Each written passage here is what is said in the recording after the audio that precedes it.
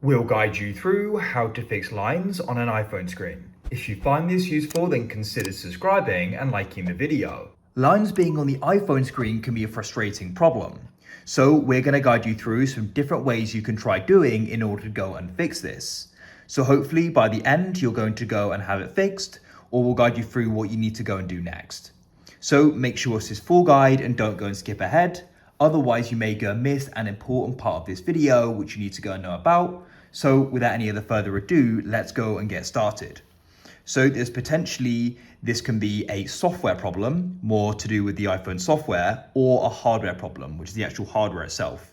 So we're gonna guide you through a fix for either of these. So you can try both and hopefully one of them will work. If not, we'll go and tell you what you need to do next. So if it's a software problem, to try fixing that, we're gonna do a restart. This will just go and refresh things and hopefully go and resolve it if it is that problem. So what you need to do is go and find the volume controls. We're gonna do this without touching the screen, by the way. So you go and press the volume increase, decrease, and tap and hold the side button.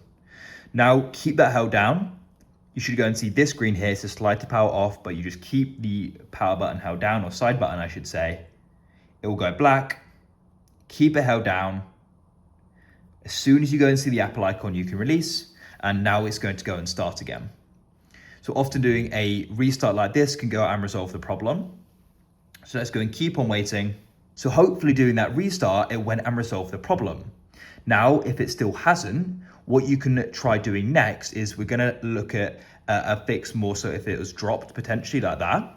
So what you want to do is, I recommend just removing the case. If you've got a screen protector on as well, it's worth taking that off. Now, what you want to do is you want to try essentially massaging the screen.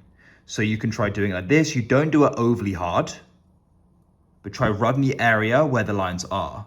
And people have reported that to go and resolve the problem. So you can keep doing that and that'll hopefully go and resolve it.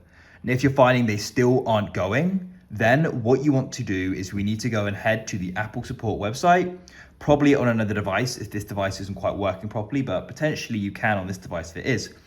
And you want to go and book in with Apple, and you should then be able to go and get it to them. Usually go into a store and you can book an appointment, and they should be able to go and help you out with it, potentially go and repair it and go and get it working again.